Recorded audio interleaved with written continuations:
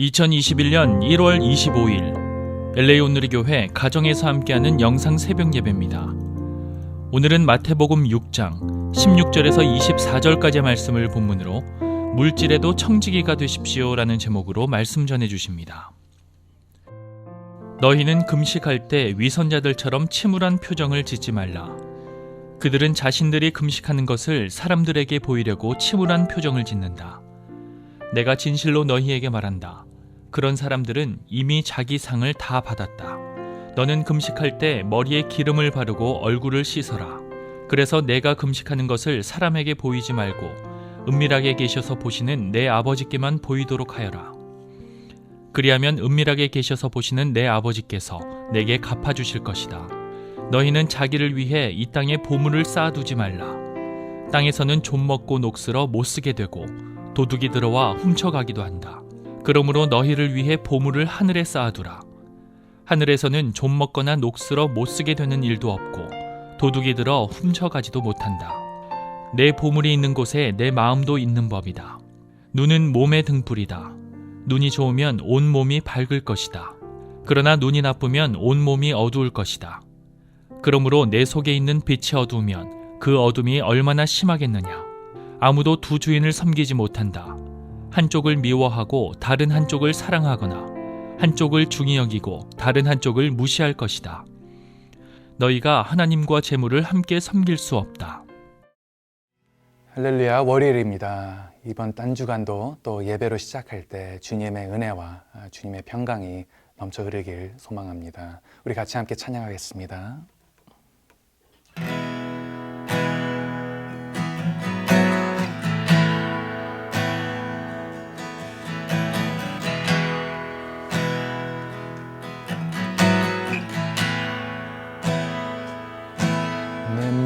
그대로 사랑하시네. 내 악한 그대로 사랑하시네. 나의 모든 발걸음 주가 하시나니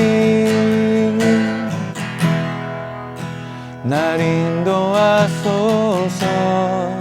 내 모습 이대로 사랑하시네. 연약한 그대로 사랑하시네. 나의 모든 발걸음 주가 하시나니 날 인도하소서. 주의 날개 아래 거하는 것, 주의 임재 안에 거하는 것, 나의 가장 큰 소망, 나의 가장 큰 은혜. 주와 함께 동행하는 주의 날개 아래 거하는 것, 주의 임재 안에 거하는 것, 나의 가장 큰 소망, 나의 가장 큰 은혜. 주와 함께 동행하느니 나의 가장 큰 소망, 나의 가장 큰 은혜. 주와 함께 동행하느니.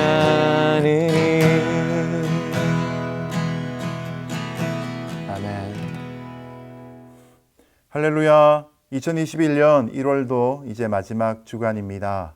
마지막 주간에 늘 힘써서 한 달에 마무리하시는 것 잊지 마시기를 바랍니다. 라스베가스 하면 하워드 휴즈란 사람을 떠올리게 됩니다. 흔히 라스베가스의 남작이라고 불리기도 하던 하워드 휴즈는 라스베가스 근처에 무려 2만 5천 에이커의 땅을 소유하고 있었습니다. 대형 호텔도 5개나 갖고 있었고요.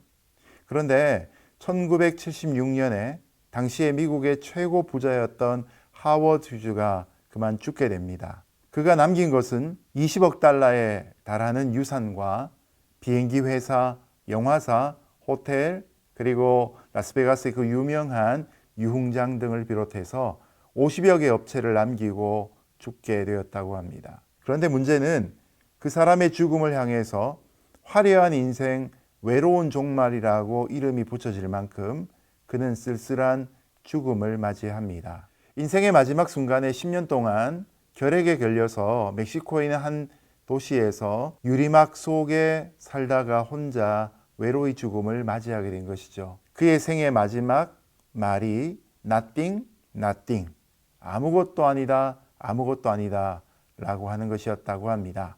물론 그는 평생에 도네이션을 많이 하고 그래도 좋은 부자, 선량한 부자로 살았는데 어쨌든 그 인생을 통해서 우리가 배울 수 있는 것은 이 땅에 보물을 쌓아둘 필요가 없다는 것입니다. 다윗은 시편 39편 6절에서 말합니다. 진실로 각 사람은 재물을 쌓으나 누가 취할는지 알지 못하나이다. 여러분 오늘 말씀을 통해서 우리의 보물을 어디에 쌓아야 될 것인가 은혜를 받고 또한 삶으로 실천할 수 있기를 예수님 이름으로 축복합니다. 너희는 금식할 때 위선자들처럼 침울한 표정을 짓지 말라.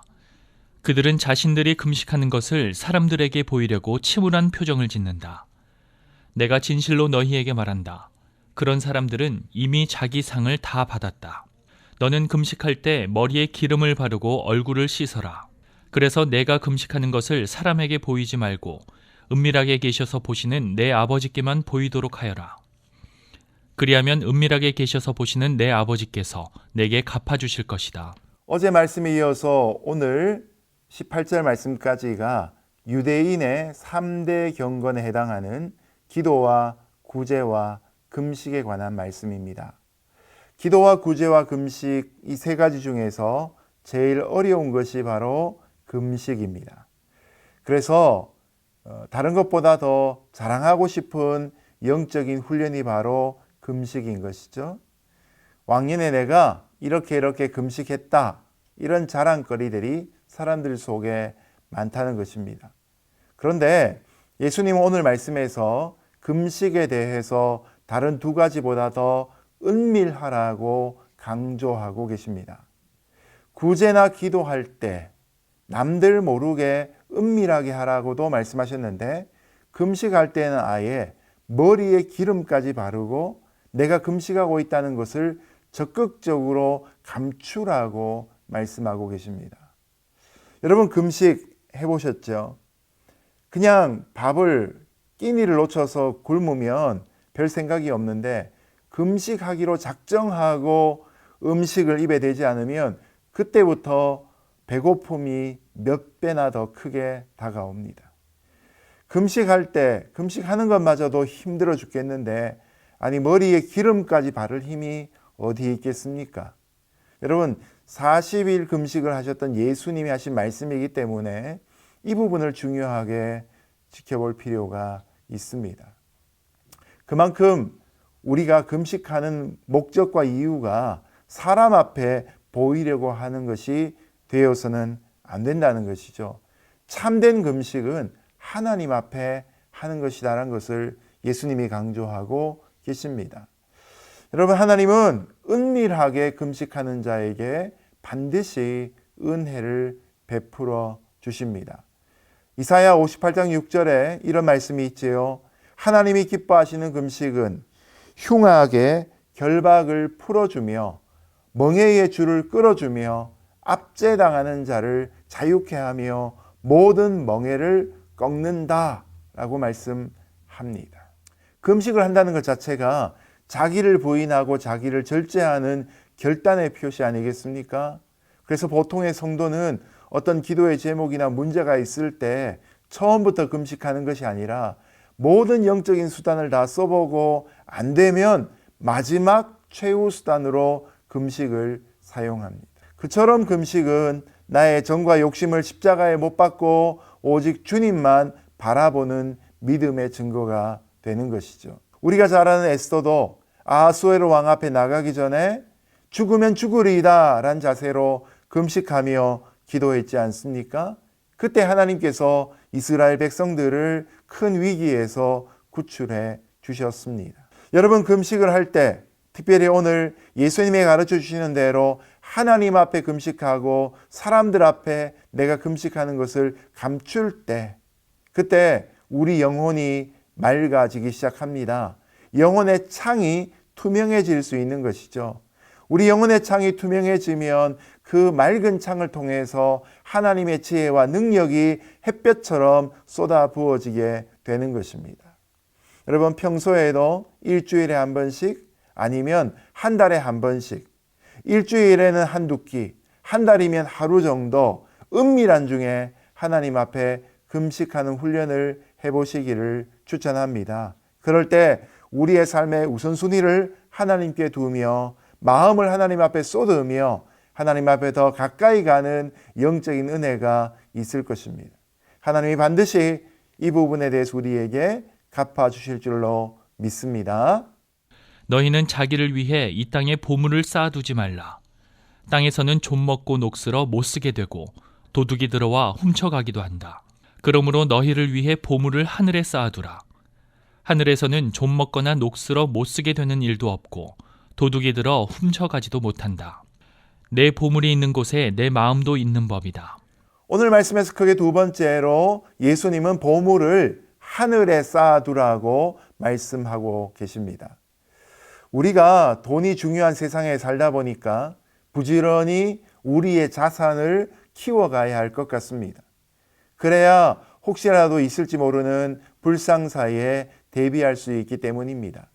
그런데 여러분, 우리의 재산, 우리의 자산을 우리가 지킨다고 잘 지켜집니까?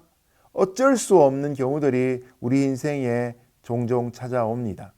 화재가 나거나 지진이 일어나거나 해일 등의 자연재해가 닥칠 수도 있고 때로는 도둑이 들기도 합니다. 그렇지 않더라도 내가 언젠가 세상을 떠나게 되면 하워드 휴즈처럼 이 땅에 쌓아놓은 그 보물들이 다 나와는 아무런 상관이 없이 되어버리고 맙니다. 21절 말씀에 보면 또 우리가 이 땅에 보물을 쌓아두지 말아야 될 이유가 등장하고 있습니다. 바로 보물이 있는 곳에 우리의 마음도 있기 때문입니다. 우리가 땅에 보물을 쌓게 되면 소망이 자꾸만 땅을 향해 주목되어지게 되는 것이죠. 그때 우리의 소망이 결코 하늘을 향해서 높이 날아갈 수가 없게 되는 것입니다. 그런 의미에서 예수님이 하시는 것처럼 너의 보물이 있는 곳에 너의 마음도 너의 시선도 있다는 말씀을 기억할 필요가 있습니다. 우리의 소망이 정말 하늘에 있기 위해서는 우리의 보물도 하늘에 있어야 되는 것이죠. 여기 등장한 하늘은 장차 우리가 들어가게 될 영원한 하나님의 나라를 의미합니다. 그래서 하늘에 보험을 쌓아둔다라는 것은 구체적으로 하나님의 뜻을 날마다 이루며 살아가고 그 하나님 뜻을 이루기 위해서 나의 소중한 것들을 헌신하고 희생한다, 드린다라는 의미를 담고 있는 것입니다. 여러분, 돈이 신앙생활의 전부를 말해주진 않습니다. 그러나 신앙생활의 중요한 척도는 그 사람의 재정 생활 속에 분명히 담겨져 있습니다. 하나님 앞에서 아무런 물질적인 헌신도 하지 않는 이가 하나님을 사랑한다는 말은 어떤 의미에서 부모님에게 사랑한다고 고백하고 애인에게 사랑한다고 고백하면서도 재정적인 부담을 지지 않고 선물도 한 번도 하지 않는 것과 똑같지 않겠습니까? 하나님의 뜻을 이루기 위해서 자신의 소중한 것, 물질로부터 시작해서 우리의 금쪽 같은 시간, 하나님께 받은 우리의 은사와 달란트, 또 남들이 갖지 못한 나만이 갖고 있는 전문가의 식견을 하나님 앞에 드릴 필요가 있는 것이죠. 여러분, 그런 것이 모아지면 교회 안에도 드림팀이 만들어질 수 있고 어벤져스가 만들어질 수가 있는 것이죠. 우리가 하나님께 받은 재능을 팀으로 함께 모아서 우리가 살고 있는 90057 교회가 위치해 있는 이 지역에 어느 한 마을, 어느 한 골목을 위해서 프로젝트를 한번 시작한다고 한번 생각해 보십시오. 오늘 이 시대에 하나님의 은혜를 이룰 수 있는 선교적 교회가 바로 그런 결단과 헌신을 통해 이루어질 수가 있는 것이죠. 저는 우리 교회가 비전 빌리지가 되기를 원합니다. 하나님께 받은 비전을, 그 비전을 받은 비전들이 모여서 우리 교회가 이 지역사회를 위해서 무엇을 할 수 있을까 꿈꿀 수 있는 공간이 되기를 바랍니다. 그래서 예배를 드린 그 열정을 가지고 함께 모여 지역사회를 구체적으로 섬기고 가까이 있는 바캘리포니아와 우리에게 맡겨진 책임 선교지까지 우리가 있는 지역에서부터 먼 나라들까지 선교가 온전히 이루어질 수 있는 저와 여러분 될 수 있기를 주님의 이름으로 축복합니다. 자, 그럴 때 우리가 보물을 세상 은행에 쌓는 것이 아니라 하늘 은행에 쌓게 되므로 언젠가 쌓아둔 것을 우리에게 하나님이 반드시 갚아주실 때가 올 줄로 믿습니다. 오늘도 우리의 수고로움들을 주님 앞에 기꺼이 드릴 수 있는 헌신자가 다 되시기를 예수님 이름으로 축복합니다. 눈은 몸의 등불이다. 눈이 좋으면 온 몸이 밝을 것이다. 그러나 눈이 나쁘면 온 몸이 어두울 것이다. 그러므로 내 속에 있는 빛이 어두우면 그 어둠이 얼마나 심하겠느냐. 아무도 두 주인을 섬기지 못한다. 한쪽을 미워하고 다른 한쪽을 사랑하거나 한쪽을 중히 여기고 다른 한쪽을 무시할 것이다. 너희가 하나님과 재물을 함께 섬길 수 없다. 여러분, 눈이 어떠십니까? 시력 혹시 어렵지 않으십니까? 백내장, 녹내장 수술하시는 분들이 종종 있으시죠? 저와 제 아내는 원래 제 아내가 눈이 너무 좋은 사람이었고 저는 원래부터 안경을 낀 사람이었는데 40대 중반이 딱 들어서자마자 제 아내에게 노안이 찾아왔습니다. 그래서 요즘도 돋보기 끼고 있는 아내의 모습이 종종 낯설어 보이기도 합니다. 자, 여러분, 눈 밝아야 합니다. 그런데 육신의 눈뿐만 아니라 우리에게는 영적인 안목도 밝아야 할 필요가 있습니다. 우리가 세상 욕심에 눈이 가려져 있으면 눈앞에 있는 영적인 가치를 놓치게 됩니다. 영적인 시력을 잃어버리게 되는 거죠. 그러면 결국 이 세상에서 물질적인 가치, 현실적인 유익밖에는 보지 못하고 살아갑니다. 이런 대표적인 인물이 창세기 13장에 등장하는 아브라함의 조카 롯 아니겠습니까? 이 롯이 아브라함과 분가할 때 눈을 들어 사방을 둘러보고서는 물이 넉넉하고 땅이 기름진 요단 들판 같았던 소돔 땅을 얼른 선택했습니다. 육신의 눈으로 선택한 것이죠. 그런데 나중에 가보니까 그 땅이 결국 하나님의 유황불로 심판받는 땅이 되어버리고 말았습니다. 반대로 아브라함 어떠했습니까? 하나님의 인도를 따르는 자였습니다. 근시안적이었던 롯과는 달리 아브라함은 원시안적인 인생을 살았습니다.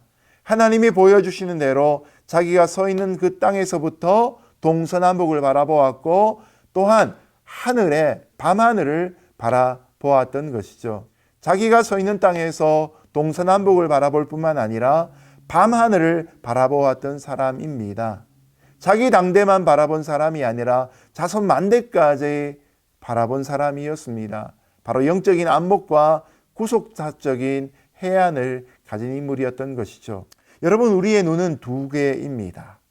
그런데 신기하게도 왼쪽 눈, 오른쪽 눈 중에서 자신이 선호하는 눈이 있습니다. 안경점이나 안과에 가서 테스트를 받아보면 내가 눈이 왼눈잡이인지 오른눈잡이인지를 확인해 줍니다. 신기하게도 눈은 두 개이지만 우리는 한쪽 눈을 주로 쓰고 그리고 초점도 하나로 맞추며 살아갑니다. 마음도 마찬가지입니다. 우리의 마음은 두 개로 나눌 수가 없습니다. 우리의 마음은 하나입니다. 그래서 우리 마음을 하나님께 드리든지 아니면 물질에 주든지 둘 중에 한 가지를 결정해야 하는 것이죠. 그런데 여러분, 마음의 눈을 물질에 빼앗기면 나중에는 물질도 잃어버리고 하나님도 잃어버립니다. 그런데 우리가 영적인 시각을 가지고 하나님을 주목하게 되면 하나님을 얻게 되고 물질도 하나님을 통해 받게 되는 것이죠. 바라기는 영적인 시각을 가짐으로 이 세상을 바라볼 뿐만 아니라 먼저 하나님을 주인으로 모실 수 있는 저와 여러분 되시기를 예수님 이름으로 축복합니다. 그런 의미에서 이 눈이 몸에 등불이듯이 우리의 영적인 안목을 날마다 말씀으로 깨울 수 있는 저와 여러분 되시기를 예수님 이름으로 축복합니다. 이제 말씀을 맺겠습니다. 제가 좋아하는 책 중에 하나가 막스 베버란 분이 쓰신 프로테스탄트의 윤리와 자본주의 정신이라는 책입니다. 1905년에 나온 이 책은 우리가 알고 있는 사회주의 혁명을 외치는 칼 막스를 학문적으로 자세하게 비판한 책이 됩니다. 여러분, 막스 베버는 이 책을 통해서 개혁주의 신앙에서부터 돈벌이를 단순히 물질 생활의 욕구를 만족시키는 수단이 아니라 거룩한 부르심을 받은 하나님의 백성에게 있는 직업 소명설과 연결이 된다고 말했던 것이죠. 바로 우리의 성경적인 신앙에서부터 이 근대의 자본주의 정신이 발현되었다는 사실을 학문으로 밝힌 책입니다. 여러분, 예수 믿는 사람 돈과 담 쌓고 살아서는 안 됩니다. 예수 믿는 사람 돈에도 청지기가 되어야 합니다. 하나님을 섬길 때 하나님은 그 청지기에게 달란트와 문화를 맡기시는 분이십니다. 그 받은 달란트와 데라와 문화를 가지고 이 땅에서 실제적인 실물 경제 속에서도 우리가 구체적인 청지기가 되어서 많은 보화를 남길 뿐만 아니라 주인의 마음을 기쁘게 할 뿐만 아니라 그 재정을 통해서 이 땅에 있는 연약한 사람들을 도울 수 있는 하나님의 경제인들 되시기를 예수님 이름으로 축복합니다. 함께 기도하겠습니다. 하나님 아버지, 이 땅을 창조하시고 그 동산의 주인으로 아담과 그 아내를 세우셨던 것처럼 지금도 우리가 살아가는 이 세상 가운데 하나님께로 향한 영적인 안목을 갖고 그리고 물질 생활의 원리를 지켜가는 하나님의 청지기들 되게 하여 주옵소서. 하나님의 백성들이 이 원리를 잘 사용하여서 이 땅에서 꼬이는 자가 되지 않고 구워주는 자, 이 땅에서 물질로 섬기는 자로 다 살아갈 수 있도록 복내려 주옵소서. 예수님 이름으로 기도드렸습니다. 아멘.